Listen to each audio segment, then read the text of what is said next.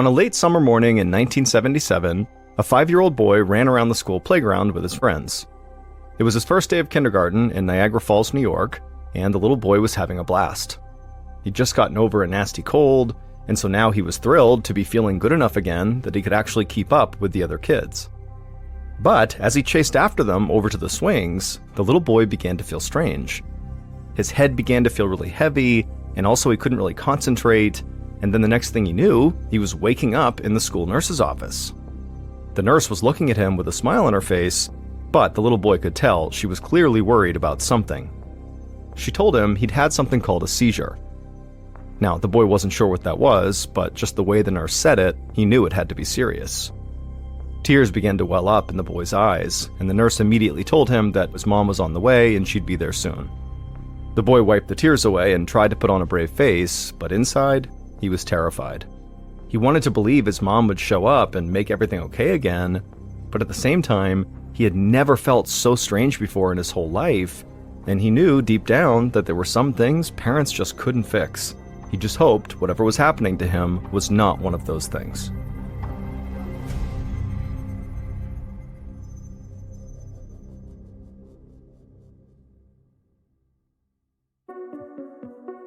From Ballen Studios and Wondery, I'm Mr. Ballen, and this is Mr. Ballen's Medical Mysteries, where each week we'll explore a new, baffling mystery originating from the one place we all can't escape, our own bodies. If you like today's story, please ask the follow button to go on a hike with you and tell them you'll supply the water, but fill up their water bottle with sewage.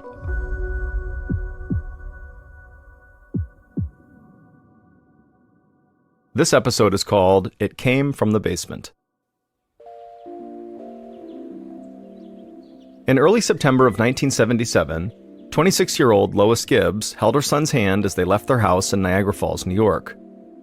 Michael was just 5 years old, and it was his first day of kindergarten, and as soon as they reached the front steps of the house, Michael broke free from his mother and ran across the front yard. Lois smiled at her son's enthusiasm as she adjusted her oversized glasses and tucked her brown hair behind her ears. Michael's father was already at work, so it was just the two of them walking the few short blocks to 99th Street Elementary School. And as they walked through the neighborhood, Michael looked up at all the smokestacks that dotted the landscape. He pointed out one of them and proudly exclaimed to his mother that that's where Daddy was. Lois smiled at her son and nodded. Niagara Falls was a big blue-collar city full of factories like those, and they were where most local people were employed, which included Lois's husband, who worked at the local Goodyear tire plant. It was hard work, and Lois appreciated everything he did for their family, even if he always came home smelling absolutely terrible. As Lois and Michael continued their walk to school, a neighbor who was out on their front porch called out hello and asked if the little boy was excited to be starting school. Lois knew this woman. She had a son the same age as Michael, but the best answer she could muster to this neighbor was just a nod and a smile, and then immediately Lois looked down and began fiddling with her necklace, which was something she did whenever she felt anxious.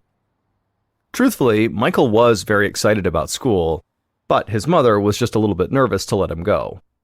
Michael was an active kid, but he was kind of fragile. He had asthma and a history of pneumonia and painful urinary tract infections, and these infections really made Lois feel helpless because she actually could not give Michael any medicine. Aspirin upset his stomach, and he broke out in a rash whenever he took it. Now, Michael was starting school, and Lois worried about all the new viruses and germs he'd be exposed to.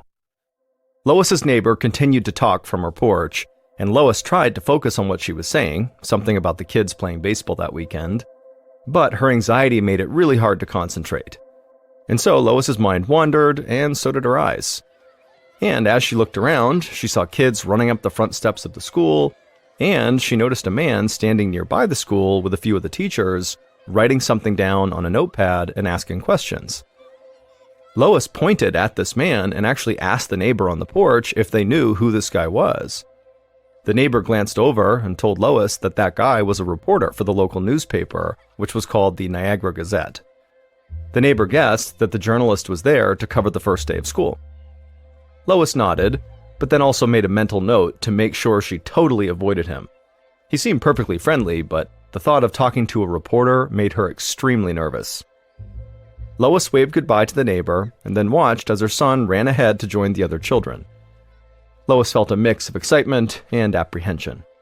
Grabbing her necklace tight, she told herself everything would be fine, and then she turned and headed home. A few weeks later, Lois was at home with her sewing machine on the kitchen table, and Michael was at school. Lois was stitching some new drapes for the kitchen window when the phone rang.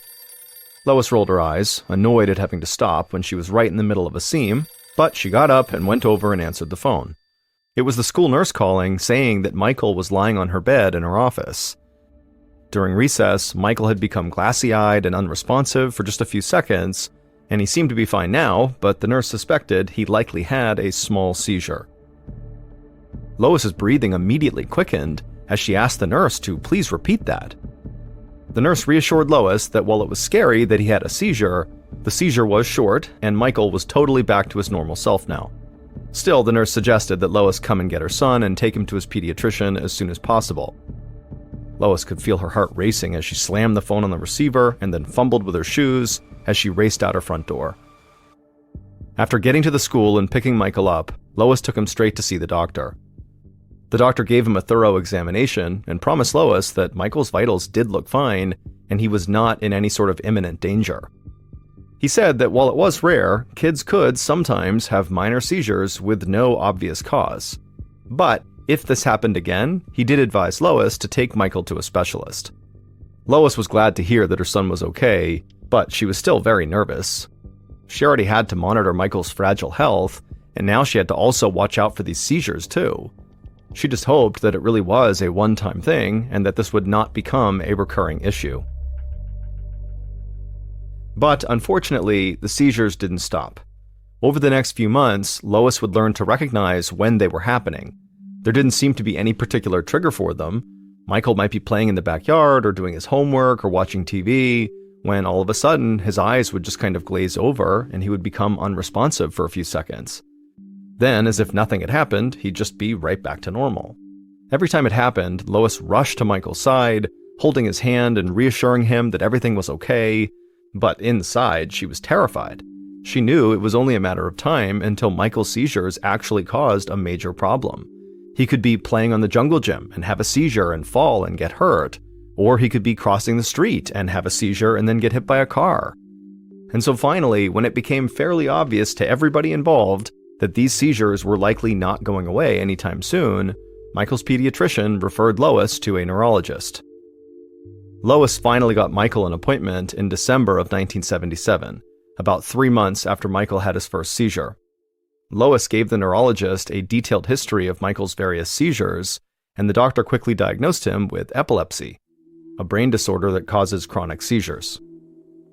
Even though Lois had been expecting something like this, she was still stunned to hear it. There was no family history of epilepsy. Michael had never experienced any kind of physical trauma that might trigger seizures. She'd always fed her family a healthy and nutritious diet. She didn't even allow soda in the house. And so finally, Lois asked the neurologist, what could I have done differently that could have protected my son from this? But the doctor assured Lois that Michael's diagnosis was not her fault. He said epilepsy can have many causes, ranging from a past brain infection to a genetic abnormality. But while this was somewhat reassuring, it didn't really actually clarify for Lois why her son developed epilepsy. To her, it just didn't add up. After the appointment, Lois drove to the pharmacy and picked up the anti-seizure medication the specialist had prescribed. As she did, she still couldn't believe this was actually happening. 2 months later, in February of 1978, Michael and Lois were back inside of a doctor's office. This time, it was Michael's pediatrician. Lois tried to entertain Michael by playing the game I Spy with him, but Michael just sat on the exam table looking pale and very tired. In fact, Lois had never seen Michael so tired and run down before. When the pediatrician finally came into the room, he examined Michael and told Lois that she was right to be concerned. Anti-seizure medication could lower a child's energy levels, but Michael shouldn't be this out of it. The doctor ordered a full battery of blood tests, then sent Lois and Michael home, promising to call them with the results as soon as they came in. And a few hours later, the pediatrician would call Lois, and as soon as she picked up, he would say that unfortunately he had bad news. He told Lois that Michael's white blood cell count had dropped significantly, So much so that the pediatrician hadn't even known what to do and had to go to a colleague to ask for their advice. And so from what he learned, he told Lois that Michael's medication could be what's causing this drop, but he also said that they needed to prepare for another, darker possibility. The doctor explained that Michael might be developing cancer or perhaps a serious blood disorder. When Lois heard this, she just stood there, frozen in the kitchen. It was like time suddenly was standing still. And for a few moments, Lois just didn't say anything. She just stood there. But then finally, she collected herself enough to ask the doctor how they would know for sure what this was. The pediatrician sighed and said unfortunately he did not have the answer, and that Michael would have to be referred to more specialists to get to an answer.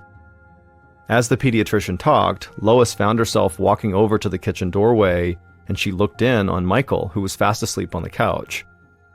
He looked so helpless, and she had no idea what to do. At a loss, Lois thanked the pediatrician for all his help so far, then she hung up the phone in a haze.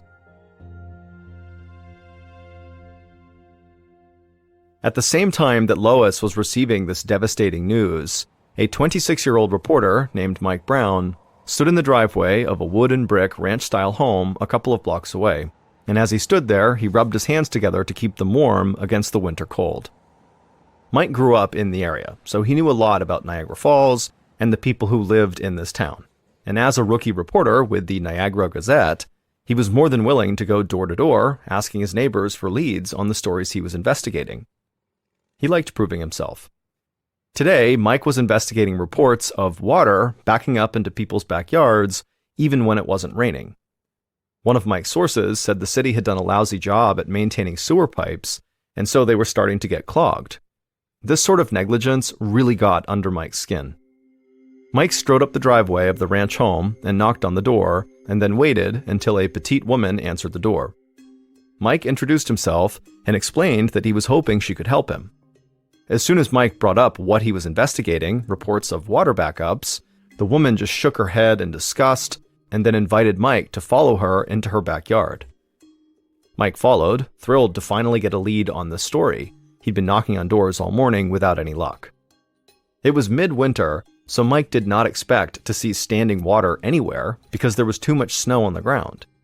But this woman's yard looked like a frozen-over mud pit. The woman told Mike that this was totally typical, that for years her yard had been coated in muck, and in the winter it turned to ice. Mike couldn't imagine how upset he'd be if his own backyard was this bad. Then the woman pointed over to a large circular hole right in the middle of the yard. She explained that they used to have an above-ground swimming pool that was located right there. But a few summers ago, there had been so much standing water coming into the yard that the pool actually began to float.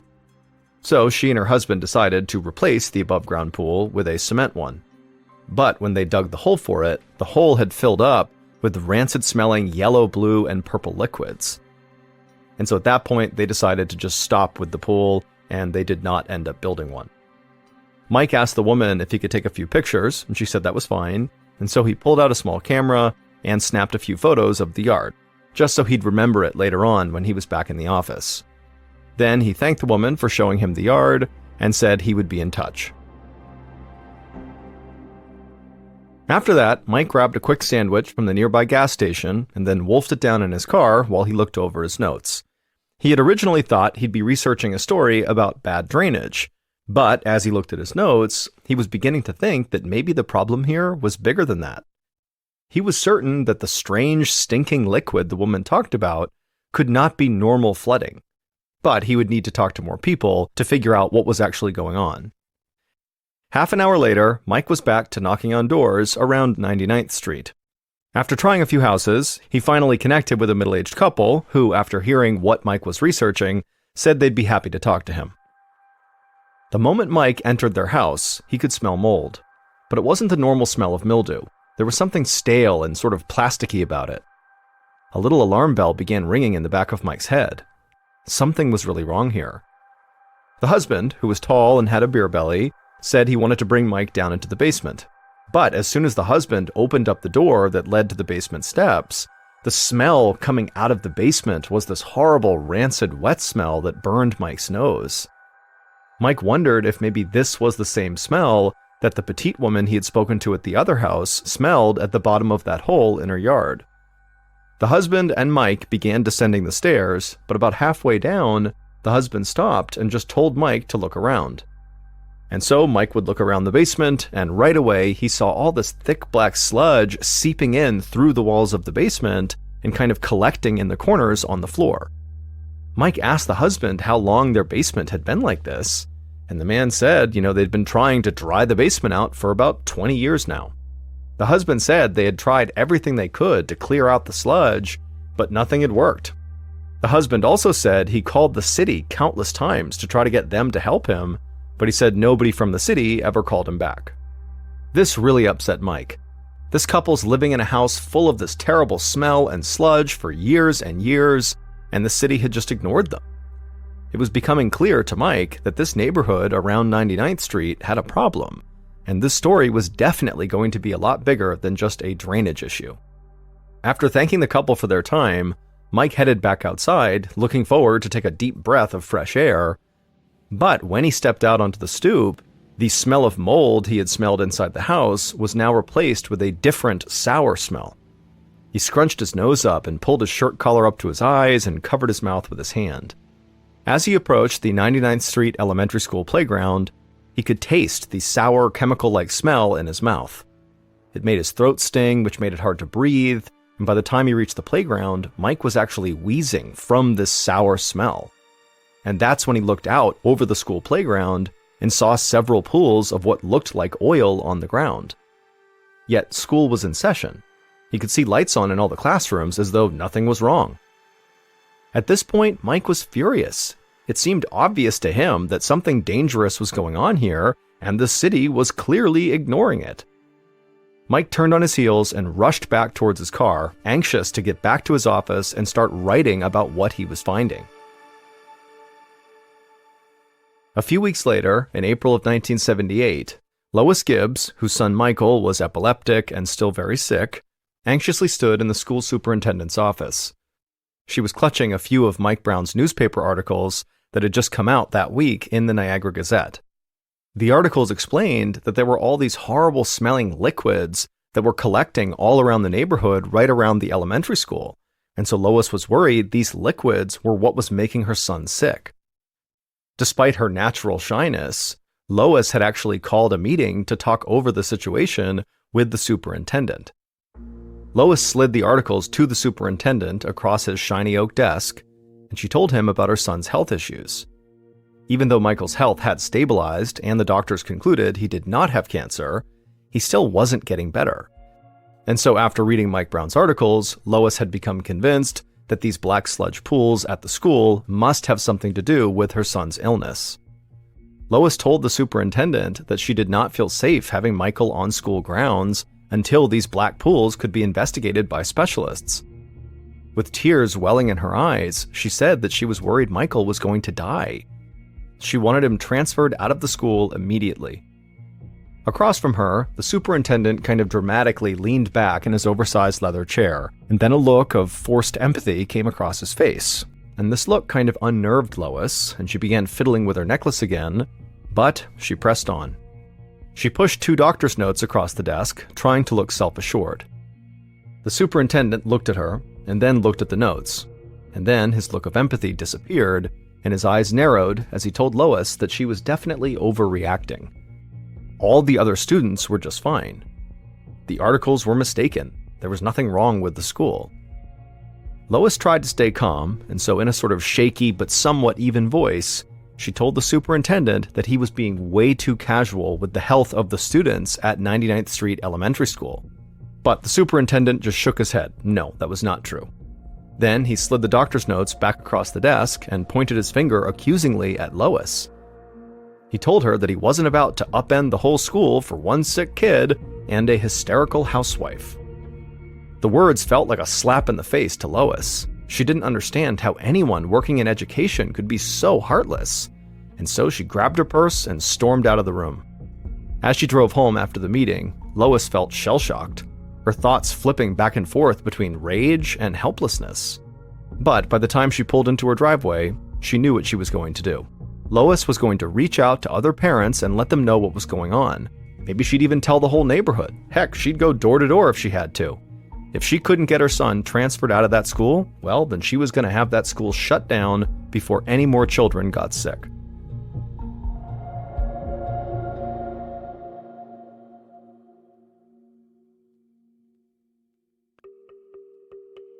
The next morning, Lois felt butterflies in her stomach as she walked down her driveway. In her hands was a pencil and a petition demanding that the school be shut down. Lois walked all the way to the end of the street, figuring she could work her way back up the street towards home in time for lunch. Lois couldn't keep herself from shaking as she forced herself up onto a neighbor's stoop and knocked on their door.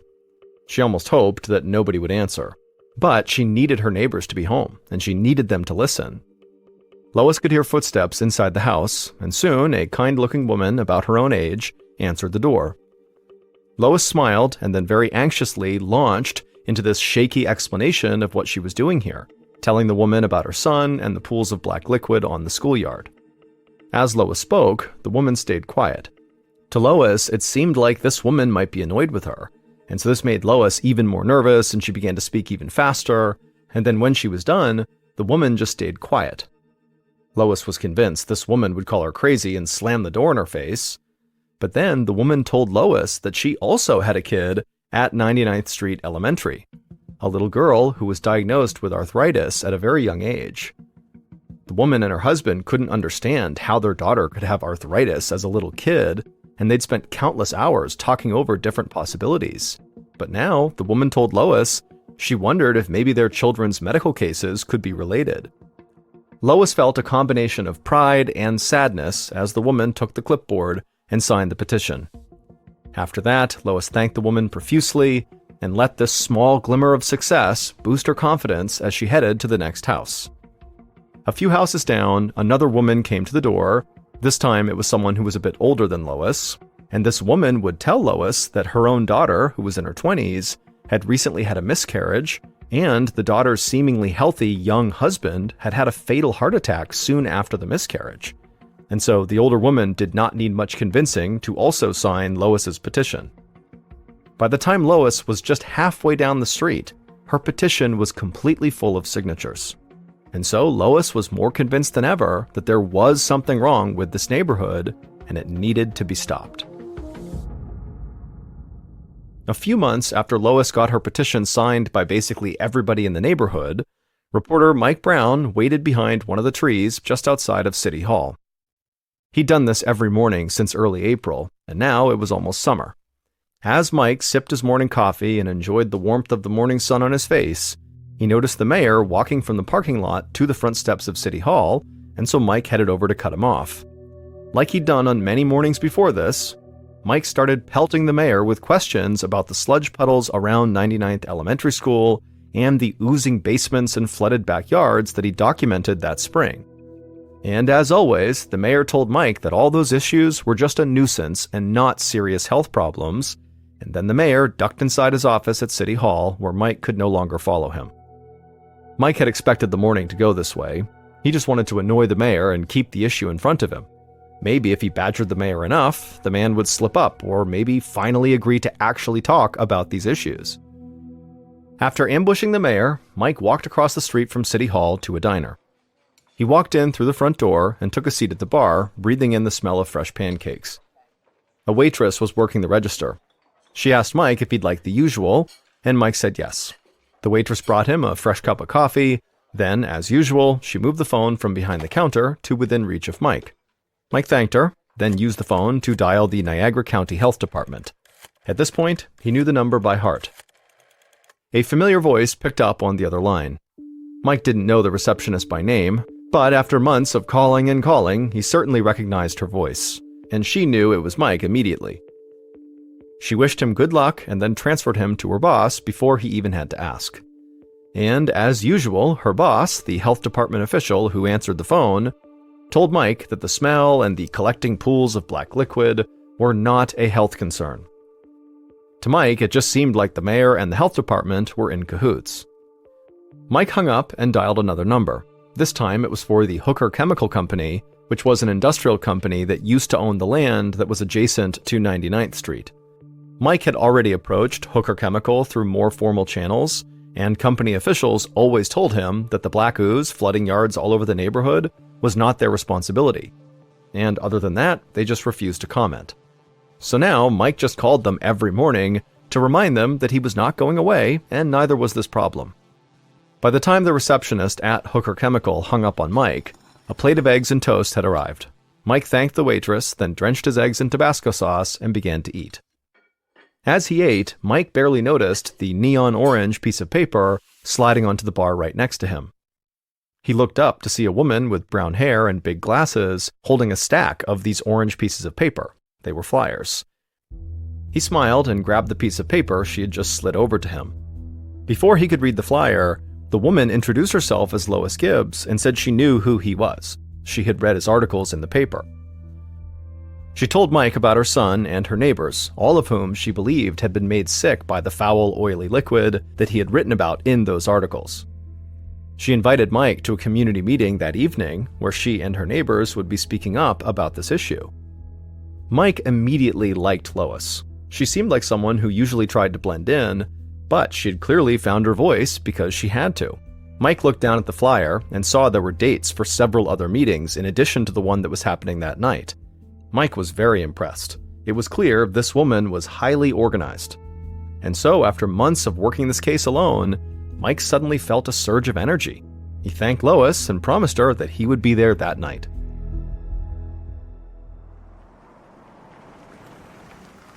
That night, Mike pulled up outside of a church that was in the next town over from Niagara Falls. Mike walked into the back of the church, then followed a few people downstairs into a big cinder block room with bright overhead lighting. Along the wall was a folding table that had some coffee and a few boxes of homemade cookies. The neon orange flyer said tonight's speakers would discuss a nearby industrial dump site for chemical waste. Mike was eager to better understand how these big industrial plants were disposing of their waste in general. Mike took a seat in a folding chair against the wall and then just kind of kept a low profile. He just wanted to listen tonight. First, a middle-aged, barrel-chested man stood up and thanked everyone for coming in. Then he made a few announcements before ceding the floor to a young woman. Mike guessed this woman was about 20 years old. She had a determined look on her face as she began telling the crowd about this chemical smell that had been lingering in the air around town. She said that this nasty odor was being caused by an old chemical dump site in town that had recently begun leaking. As the girl spoke, she began to cry because she was clearly very afraid of the fact that she had lived right next to this dump her whole life. She would tell the crowd that the area the dump was in was known by the unusual name of the Love Canal. Mike perked up at the mention of this dump site's name. In all the research he'd done in Niagara Falls, he'd never heard of the Love Canal. And so the moment the barrel-chested man stood back up to end the meeting, Mike shot up from his seat and nearly sprinted out the door. He could not wait to get to his office. 20 minutes later, Mike was back in his office, settling in for what he knew would be a long night of research. It only took a few days for Mike, running on almost no sleep, to uncover a horrifying history. A history that almost no one living in Niagara Falls suspected. Everyone knew that it was a factory town with its share of pollution problems, but what Mike had discovered was far worse than that. He learned that back in the 19th century, a New York businessman named William Love built a canal in the area that was meant to be full of water and produce cheap electric power for a city he wanted to build. But he never finished the project, and the canal just sat unused for 50 years like a big ditch. But in 1942, the Hooker Chemical Company bought the old canal to use as a dump site for their chemical waste. Then Mike was stunned to learn that the US military also began dumping chemicals in the canal. In just 10 years, almost 22,000 tons of chemical waste was dumped into the Love Canal. And after that, the Hooker Chemical Company abandoned the dump in 1953 and sold the land to the Niagara Falls Board of Education for just $1. But in order for them to buy it at just $1, there was a single condition: that Hooker Chemical Company could never be blamed for a lawsuit, injury, or death resulting from the toxic materials they buried in the canal. Mike could not believe the extent of this cover-up. clearly, Love Canal is what had made Michael Gibbs, Lois's son, and so many other kids and people in this area so unwell. The elementary school and over 100 houses were built directly on top of thousands of pounds of toxic chemical waste. But Mike couldn't help but smile when he thought about the bombshell that was about to land on the front steps of City Hall as soon as his story about this cover-up was published. He thought of his new friend Lois and the other parents who'd been fighting to get 99th Street Elementary shut down, and for the first time in nearly a year, he felt like they really had a shot at making that happen. After Mike's expose on the Love Canal came out, Lois Gibbs led the entire Love Canal community in banding together and taking their fight to the health department. On August 2, 1978, the Department of Health officially recommended that the 99th Street Elementary School be shut down. More than 2 years later, on October 1, 1980, President Jimmy Carter signed a bill to permanently relocate all of the Love Canal residents to safe neighborhoods. Even still, many of them suffered from lifelong health issues. Eventually, more than $20 million in damages was awarded to the 1,300 residents affected by the Love Canal, which included Lois Gibbs' family. As for Lois's son, Michael, his illness would actually just disappear within just 3 days of leaving the 99th Street neighborhood. And Lois would go on to become one of the most prominent environmental activists in the United States, and in 2003, after 25 years of environmental advocacy, she was nominated for a Nobel Peace Prize. But even with Lois's amazing efforts to clean up the toxic waste, it had a devastating effect on the community. In total, between 1979 and 1996, it's believed that 725 people died due to exposure to toxic waste from Love Canal, though their death certificates listed other causes such as heart attacks and cancer. But thanks to advocates like Lois Gibbs and Mike Brown, the Hooker Chemical Corporation was forced to spend almost $400 million cleaning up their enormous mess.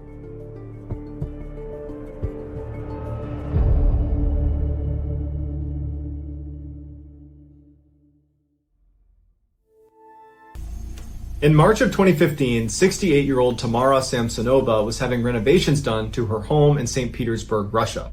A friend of hers, 79-year-old Valentina Ulanova, had heard about Tamara's renovations, and she approached her and said, "Do you want to stay with me while that's getting done?" Tamara was very thankful, immediately said yes, and as soon as she moved in, she immediately started picking up the slack by cleaning up the house and doing the dishes, and made sure she always cooked food for her friend because she wasn't able to pay rent. After a couple of weeks, the renovations on Tamara's home were complete, but Tamara didn't want to leave. She was really enjoying living with Valentina, and so she asked Valentina would it be okay if she stayed a little bit longer. Valentina was a little bit reluctant, but did ultimately say, okay, that's fine.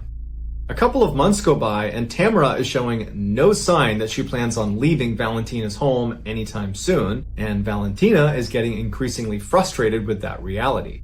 Finally, in late July 2015, Valentina confronts Tamara and says, "You gotta go." And Tamara just says, "No, I'm not leaving." This causes a huge fight, but at the end of it, Tamara still doesn't leave. So for a couple of days, the women just do not speak to each other. The silence is finally broken on July 23rd when the women get into a fight about some empty cups in the sink that one of them was supposed to clean, but they didn't, and they fought about whose responsibility it was to do the dishes. And then of course the whole subject comes up again of Valentina saying, "You shouldn't even be here, you need to leave." And Tamara's like, "No, I'm not gonna leave." And so another big blowout fight happens. But at the end of this fight, Tamara finally concedes and says, "Okay, I get it, I need to leave, just give me a couple of days and I'll be out of your hair." Immediately, the tension is gone in the room. They're no longer fighting, and Valentina is happy that she's finally going to get her apartment back. And Tamara says, "Look, I'll make us dinner tonight. I'll go out and get some food." Tamara leaves the apartment and goes to a pharmacy and gets a whole bunch of sleeping pills, and then she gets the ingredients to a particular salad that she knows Valentina really likes. She goes back, she starts making dinner, and as she's making this salad, she crushes up the sleeping pills and mixes the powder with the salad dressing and gives that to Valentina. And Valentina, who's very hungry, eats the whole salad and doesn't notice anything is wrong. As soon as Tamara was sure Valentina had eaten the entire salad, Tamara just goes up to her room and goes to bed. A couple hours later, at about 2 in the morning, she goes back down to the kitchen and she sees Valentina is passed out on the ground. Tamara goes up to her and sees that she's still breathing, which was a disappointment because she wanted her to die from taking all these sleeping pills. But it doesn't matter. She takes out her hacksaw that she had borrowed from the neighbor earlier in the day and proceeds to butcher Valentina. And she makes special care as she's cutting her into pieces to remove her lungs and not damage them, because Tamara had a taste for human lungs. It was actually her favorite food. She took Valentina's head and she put it into a big pot of water and began boiling that to eat it. The rest of her was cut up into as small of pieces as she could get them, and then wrapped in a shower curtain and placed in various bags. As Valentina's head and lungs are being cooked on the stovetop, Tamara begins making dozens of trips from the apartment, down the stairs, out the front door, all the way down to the lake that was near their property, where she would dispose of the body parts before coming back and getting more. Valentina's hips and legs were apparently too heavy to haul all the way down to the lake, so she took them to a nearby forest. Tamara's final trip sees her carrying a big silver pot, inside of which is Valentina's head, or at least whatever is left of it after Tamara was done eating most of it. 4 days later, on July 27th, a young couple that was living in the same apartment complex as Tamara and Valentina were out for a walk with their dog out near that lake. And as they're walking, their dog takes off running and stops in front of this huge bag that it's sniffing and pawing and trying to open. And the owners of the dog try to call it back, but they can't get it to get away from this bag. And so the owners walk over and they kind of poke the bag. They can see it's pretty heavy, and they open it up and they find a human torso, and it's Valentina's.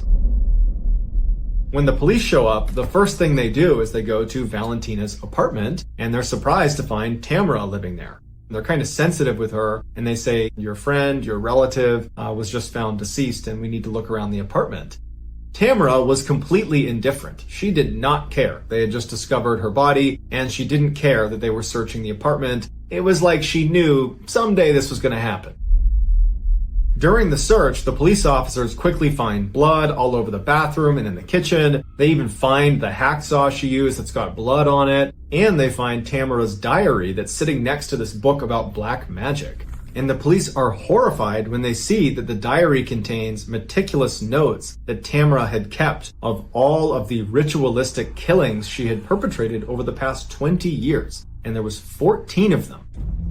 And almost all of them were motivated by Tamara's desire to cast spells that she apparently was reading about in these black magic books she had.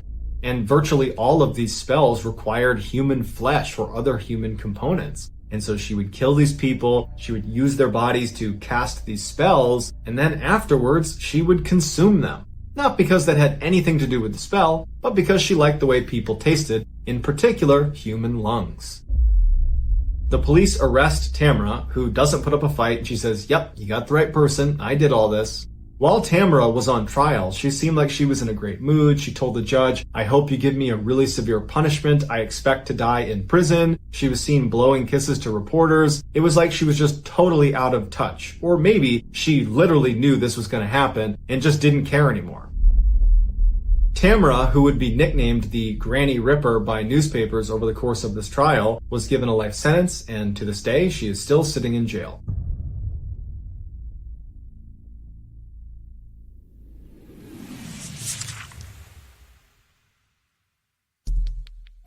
Our next story is called Reign of Terror.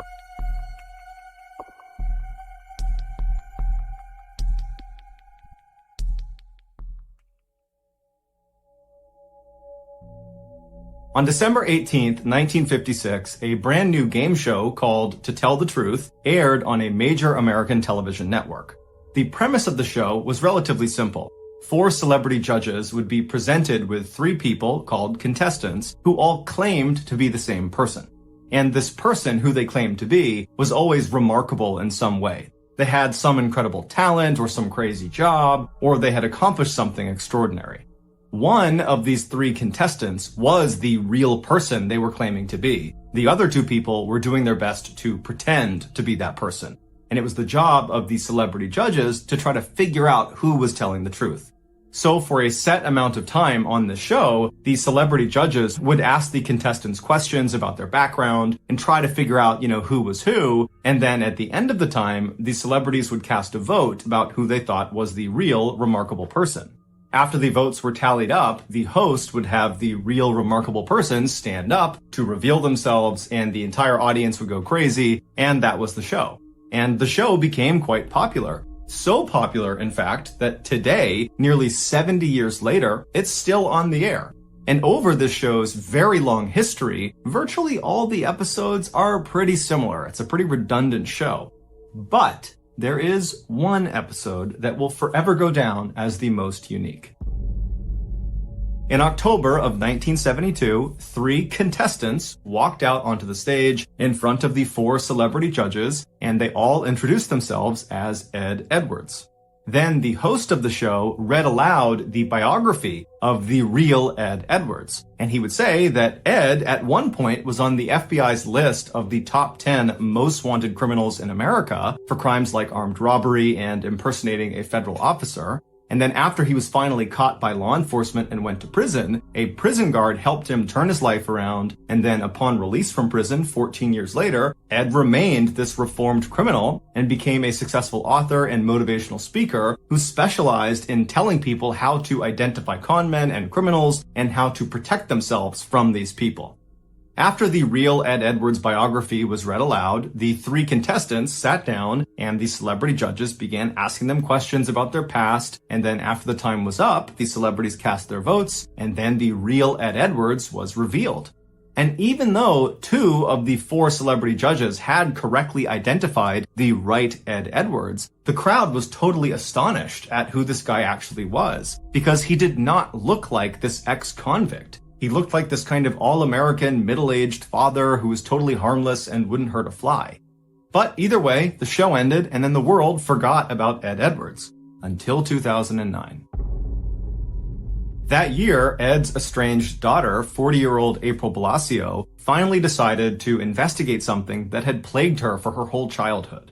Despite her father's claims that he was this reformed criminal and this stand-up, law-abiding guy, she didn't believe it. She never believed it. She thought he had never been reformed and just was a criminal and always had been. Behind closed doors, Ed was violent and abusive, and he was a compulsive liar. She remembered in the 1970s and 80s when she was a young kid, Ed would make their family pack up and move sometimes in the middle of the night, and April always assumed it was because her dad was wrapped up in something criminal. But every time she asked him, he would say, oh, well, I was an informant when I was in jail and I snitched on some people, and some of those people figured out where we live, and so we gotta move. April knew he was lying, but there was nothing she could do, and so they just kept on moving around. But she always thought something else was going on. So in 2009, when April is now this 40-year-old woman, she's laying in bed one night and finally says, you know what? I'm just gonna start Googling some stuff. So she hops in her laptop and she starts typing in the different names of towns that she and her family lived in as a kid. And then after she'd write the name of the town, she'd write unsolved mystery or unsolved crime, and she would see if anything popped up. And so as she began looking, she found one in 1980. It was an unsolved murder in a town called Watertown, Wisconsin, that happened right around the time that her family very briefly lived in this town. There was this young teenage couple that had left this wedding, and they had driven down this dead-end road, and they were just kind of enjoying each other's company when an unknown assailant who matched the description of Ed Edwards walked up to their car, broke in, shot them both to death, and then disappeared. And so on a hunch, April called the Watertown Police Department the following day and told them that, I think my father might have been responsible for this double homicide. It's just a hunch, but he matches the description. We were there in this very small window of time when it happened. And so the police said, okay, we'll go have a look. And so the Watertown police, they tracked down Ed Edwards, who was living in Kentucky at the time, and they got him to give them a DNA sample. And when they tested the DNA sample, it matched the samples that were taken at the crime scene in 1980. And so Ed Edwards, he was arrested and brought back to Wisconsin, and as soon as he was in custody, he confessed to the murder. And then he requested the death penalty, but he was told the maximum punishment for this crime was life in prison. Ed didn't like this, and so he confessed to another double homicide from 1977 in Ohio, where he killed another teenage couple, thinking that would give him the death penalty. But through a loophole, they said, well, actually, that still won't get you the death penalty. You're still facing life in prison. And so frustrated, Ed revealed a third murder he had perpetrated. In 1996, he had killed his own foster son for the insurance money. And so for this crime, he was eligible for capital punishment, and so he was sentenced to death. But he would die of natural causes 2 years later in 2011 before the state could execute him. Since his death, cold case investigators and members of his own family have theorized that Ed Edwards is almost certainly responsible for more killings beyond just the 5 he happened to confess to. In fact, many people believe Ed Edwards could actually be the infamous Zodiac Killer, who's one of the nation's most notorious uncaught serial killers that killed 37 people in Northern California in the 1960s and 1970s. If this is true, then Ed Edwards did not become a killer after he was on that game show in 1972. No, when he showed up for that game show and stood in front of the audience and smiled and answered questions to the celebrity panelists, at that time, as you're watching him on TV, he would have already been a seasoned serial killer with dozens and dozens of victims. But Ed stopped confessing to murders after that third confession because he was just kind of using those murders as bargaining chips to get what he wanted, the death penalty. And once he got it, he went silent. And now that he's dead, we're never going to get another confession out of him. And there's no proof connecting him to any unsolved murder cases. And so unfortunately, it's unlikely we'll ever know the full extent of Ed's reign of terror.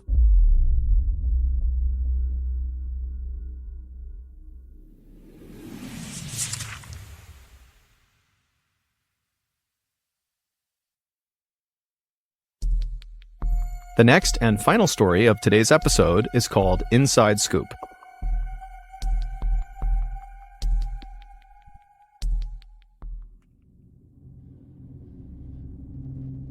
In the early evening of May 7th, 2008, a 65-year-old woman named Zivana Temolkoska walked around her kitchen inside of her apartment in the little southeastern European city of Kisevo.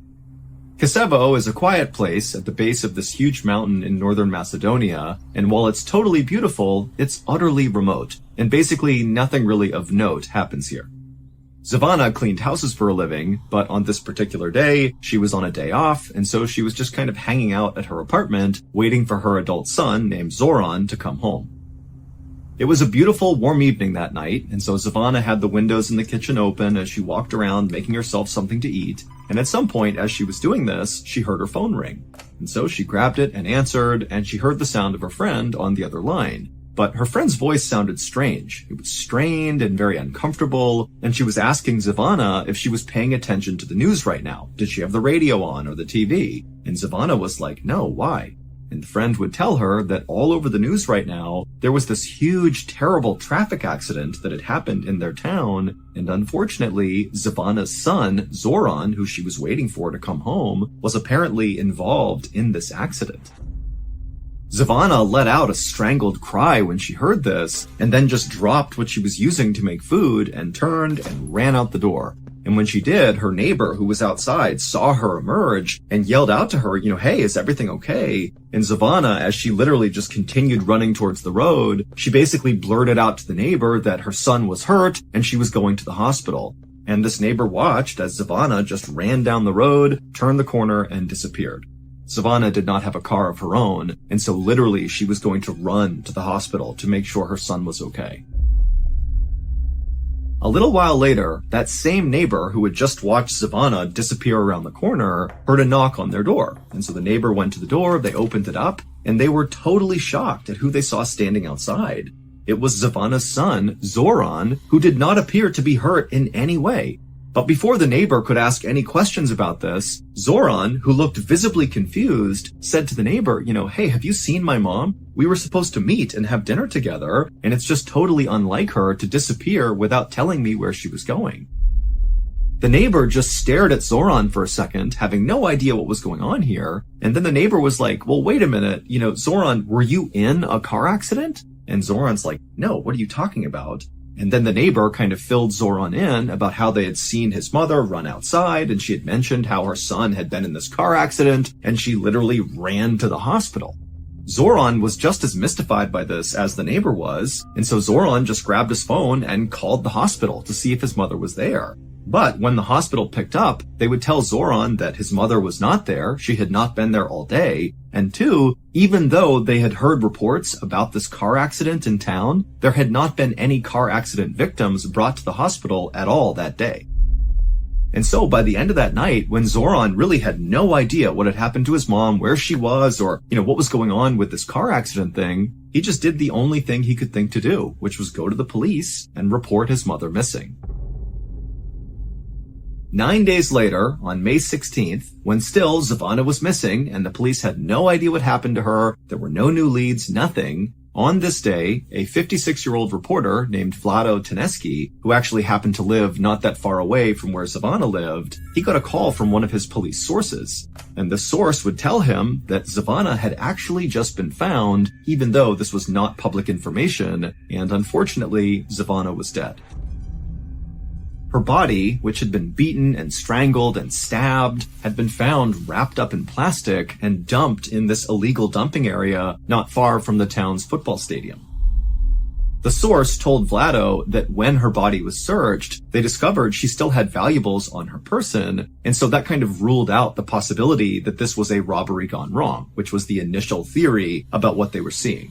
However, when police had done an initial probe into Zvana's life to figure out who this victim was, they discovered that she was just this poor old cleaning lady who had no enemies to speak of, and so it really just made no sense that she was the victim of such an obviously brutal and intimate murder that was not financially motivated, at least not on the surface.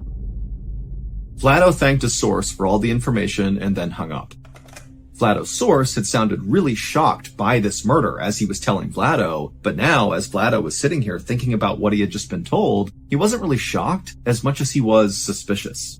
He felt like something just was off about this murder. Maybe Zvana appeared to be this poor old cleaning lady with no enemies, but in reality, maybe that wasn't who she was. Maybe she was leading a secret life that got her killed. Or maybe she had stumbled upon something she was not supposed to see, and that got her killed. Vlado had no idea, but he just felt like, there's something off about this, and it needs to be investigated. Now, Vlado had a reputation in town for being this very aggressive and kind of fearless journalist who had no problem diving headfirst into some of these really murky stories that could involve corruption or misuse of power, and he would get to the bottom of it, and he would publish these articles where he spoke really critically about the government, about police, about anybody really who was in a position of power. But as a result of conducting himself this way, over his 30-year career, Vlado had been threatened with violence many, many times for things he had written or things he was about to write. But even though Vlado knew this Zvana murder case had the potential to once again put him in hot water with the powers that be, he still felt like it was his responsibility to dive into this thing and get to the truth. So, feeling determined, Vlado grabbed his notebook and pen, and he walked out the front door of his house, and he made the several-minute-long walk over to Zvana's house. And when he got there, her son, Zoran, opened the door, and a few minutes later, Vlado and Zoran were sitting in the kitchen talking about what had happened. Zoran told Vlado all about how he came home and discovered his mom wasn't there, and then he went to the neighbor's house, and they explained how, they had seen Zvana running off to the hospital to go look for Zoran, but Zoran's like, I'm not hurt, I didn't get into a car accident, what's going on here? And as Zoran spoke, Vlado took lots of notes and asked lots of follow-up questions, and by the end of this interview, when Vlado felt like he knew everything there was to know about Zvana, he felt like he actually had a pretty good working theory as to what actually happened to Zvana. And the reason he felt like his theory could be accurate had to do with what Zoran told Vlado his mother did for a living, that she was a cleaning lady. Now, it took Vlado a couple of days to put together his story. He had to go out and interview dozens more people in the neighborhood. But finally, on May 19th, so just 3 days after Zvana was found murdered, Vlado published his story in the newspaper. And the story's explosive headline read, "A Serial Killer Stalks Kosovo."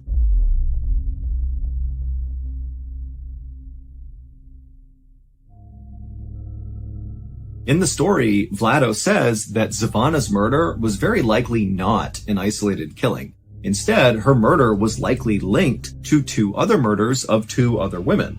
And these two other victims looked an awful lot like Zvana, literally. They were poor, older women who were also cleaning ladies. And so that was why when Vlado was talking to Zoran and Zoran described how his mother was, what she did for work, what she looked like, that Vlado started to remember these other victims and he put it all together.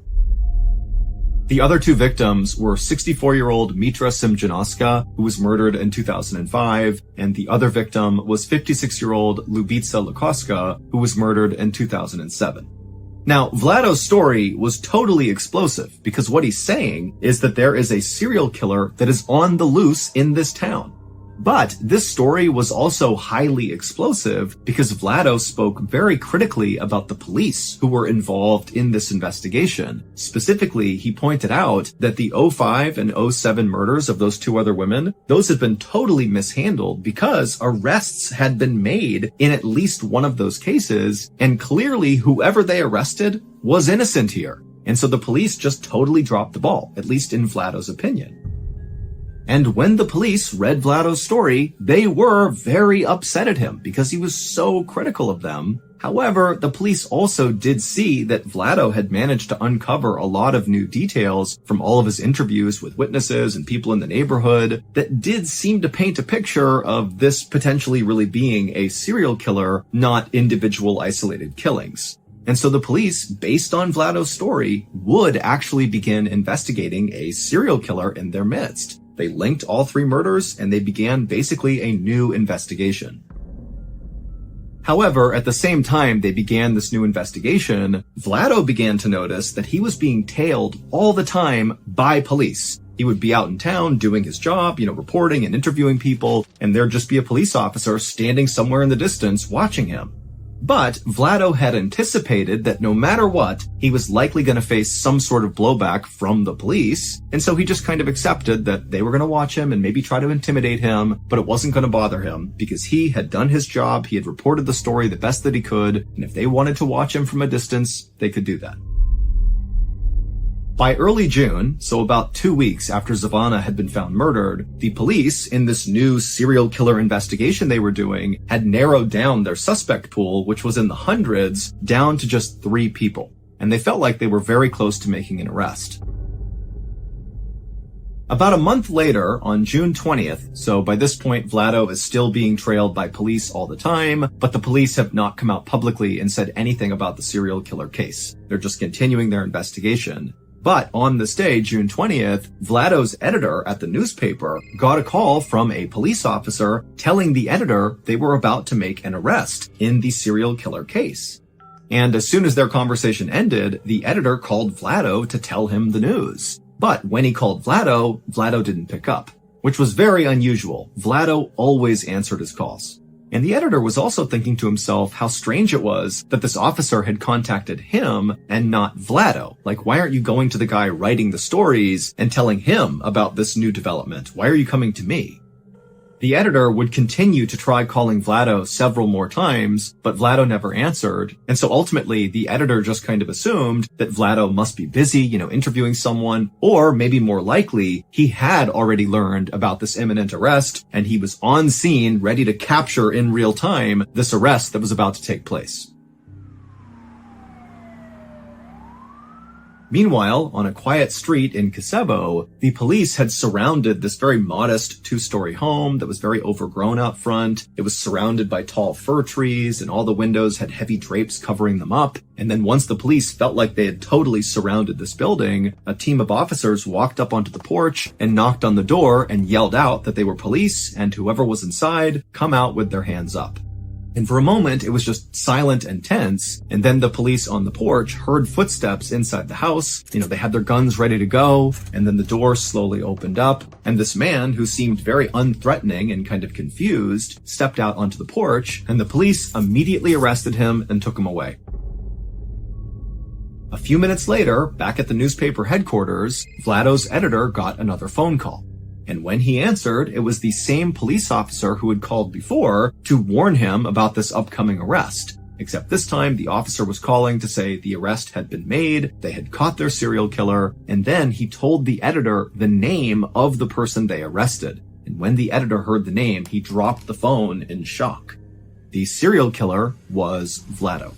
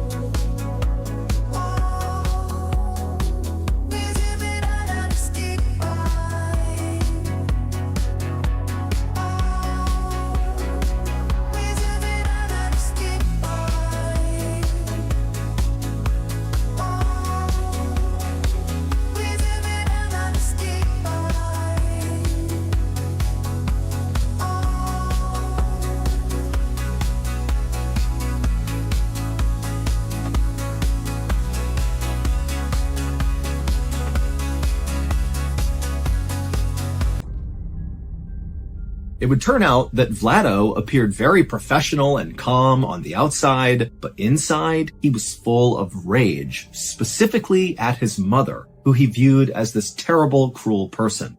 And after she died in 2002, Vlado became obsessed with this idea of getting revenge on his deceased mother. And the way he decided he would do that would be by killing random women who just kind of looked and seemed an awful lot like his mother, i.e., they were poor, older, and cleaning ladies. His 3 victims, Mitra in 2005, Lubitsa in 2007, and Zvana in 2008, had all personally known Vlado's mother. And so Vlado had actually used that connection to gain each of his victims' trust, and then once he had their trust, he would lure them away to strangle, stab, and beat them to death. In Vlado's explosive newspaper story, he lied about a whole bunch of things just to throw the police off. Like, for example, he made up that he spoke to a witness who claimed to have seen Zvana get into a car with 2 men right before she vanished. Vlado did not see that. That was just a total lie designed to confuse the police.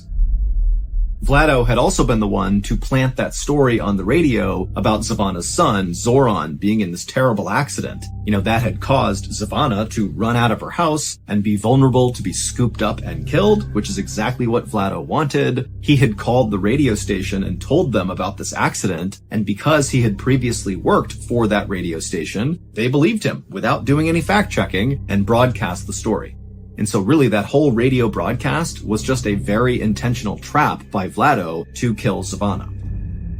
But what ultimately got Vlado caught was in the article he wrote, he left in some really specific details that the police had not revealed to the public. And so basically by including these in the story, it meant Vlado had an inside scoop into what was really going on. Like, for example, Vlado said that all 3 of these women who had been killed by the serial killer had been strangled to death by telephone cords that were left at the scene.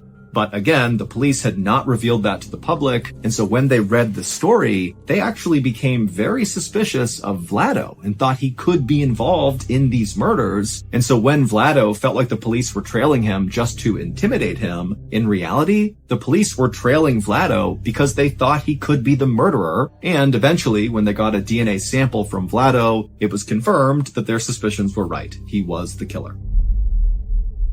After Vlado's arrest, he was immediately charged with 2 of the 3 murders, and the police were getting ready to charge him with the 3rd, and they were even looking at a 4th victim, potentially, that maybe Vlado had killed as well, but they weren't entirely sure yet.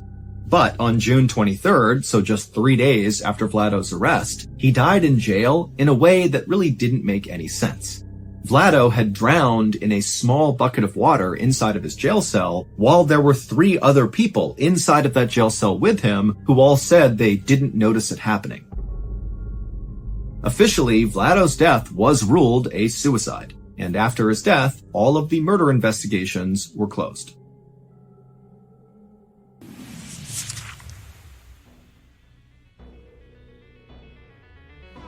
Thank you for listening to the MrBallen podcast. If you enjoyed today's stories and you're looking for more strange, dark, and mysterious content, be sure to check out all of our studio's podcasts. They are this one, of course, MrBallen Podcast, and we also have MrBallen's Medical Mysteries, we have Bedtime Stories, and also Run Fool.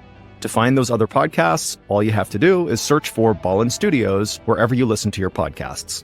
To watch hundreds more stories just like the ones you heard today, head over to our YouTube channel, which is just called MrBallen. So that's going to do it.